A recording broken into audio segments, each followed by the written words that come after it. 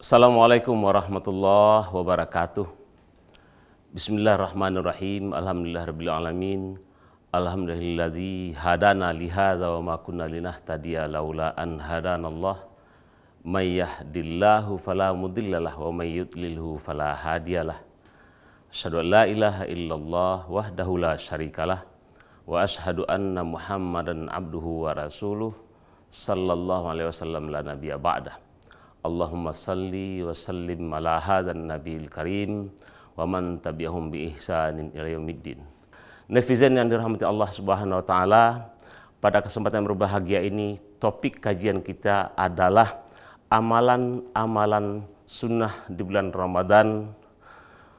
Ramadan menjernihkan hati dengan kemurnian iman. Bulan Ramadan adalah bukan hanya sebagai bulan menahan lapar dan haus, bukan hanya menuntut kita untuk tidak makan dan tidak minum, tapi lebih jauh daripada itu, Ramadan akan lebih indah apabila kita hiasi dengan amalan-amalan sunnah.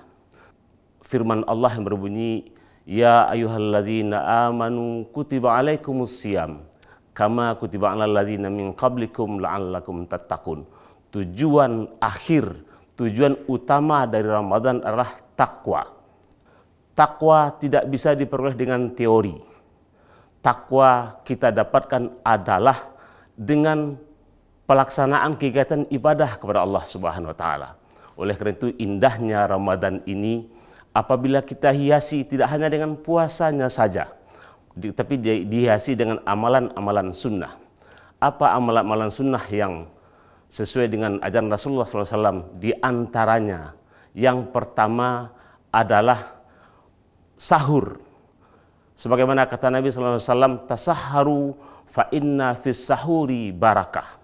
Sahurlah kamu, sesungguhnya dalam sahur ada barakah. Salah satu yang membedakan puasa kita dengan puasa umat-umat yang lain adalah sahur. Kita dengar agama Nasrani, agama Hindu dan lain sebagainya puasa, tapi mereka tidak sahur. Kita dianjurkan sahur karena itulah sunnah. Karena dalam sahur ada berkah kata Rasulullah SAW. Apalagi kalau kita mampu mengakhirkan sahur, sudah dekat waktunya sholat subuh. Demikian pula dengan berbuka. Berbuka harus tepat waktu, tidak boleh menunda-nunda. Karena dalam berbuka itu ada manfaat yang luar biasa dari Allah Subhanahu wa taala. Yang pertama adalah sahur, yang kedua berbuka, yang ketiga amal-amal sunnah yang lain. Contoh amalan sunnahnya itu kita dianjurkan sholat tarawih atau qiyamul lail. Qiyamul lail kata Nabi SAW, man qama ramadanan imanan wahtisaban ghufira lahu ma taqaddama min dzambi. Barang siapa yang mendirikan qiyamul lail di bulan Ramadan, ghufira lahu ma taqaddama min dzambi, akan diampuni dosa-dosa yang telah lalu. Sebagaimana tadi kami sampaikan bahwa puasa Ramadan itu adalah cara kita memurnikan kalbu kita, membersihkan hati kita. Kata Nabi dalam hadisnya itu bahwa dalam tubuh manusia ada segumpal daging. Apabila daging itu baik, maka baiklah seluruh tubuh kita. Dan apabila daging itu jelek, daging itu rusak, maka rusaklah seluruh tubuh kita. Oleh karena itu, Ramadan ini membuat kita membersihkan hati kita dengan amalan-amalan soleh yang diridai oleh Allah Subhanahu wa taala. Amalan sunnah yang lain adalah melaksanakan baca Al-Quran. Kata Allah Subhanahu wa taala dalam Al-Quran, Syahrul Ramadan allazi unzila fihil Quran. Allah turunkan Al-Quran kepada kita, hudal linnas wa bayyinatin minal huda. Perbanyaklah baca Al-Quran, karena dalam baca Al-Quran akan kita dapatkan ketenangan hati, kebersihan jiwa, karena kita membaca kitab-kitab Allah. Bahkan tidaklah membaca Al-Quran itu satu ayat. Alif Lam Mim itu bukanlah satu ayat kata Nabi SAW, tapi adalah 3 kalimat. Masing-masing alifnya dapat 10 kebaikan, lamnya dapat 10 kebaikan, dan mimnya dapat 10 kebaikan.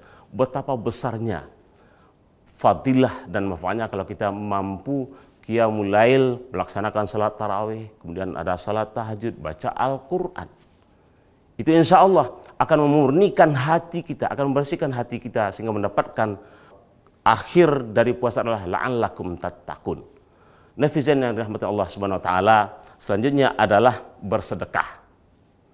Kata Nabi SAW, kalau kita berpuasa kemudian memberikan sesuatu, bahkan sebutir kurma kepada orang berpuasa, bahkan puasa kita tidak akan kurang nilainya di mata Allah Subhanahu wa taala.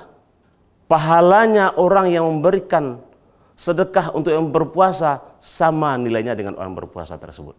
Inilah kesempatan kita untuk memperbanyak amaliyah. Semoga puasa Ramadan yang kita lakukan pada saat ini mendapatkan predikat terakhir adalah la'allakum tattaqun. Demikianlah kultum singkat ini, mudah-mudahan bermanfaat. Saya mohon maaf apabila ada hal-hal yang kurang berkenan. Billahi taufik wal hidayah. Wassalamualaikum warahmatullahi wabarakatuh.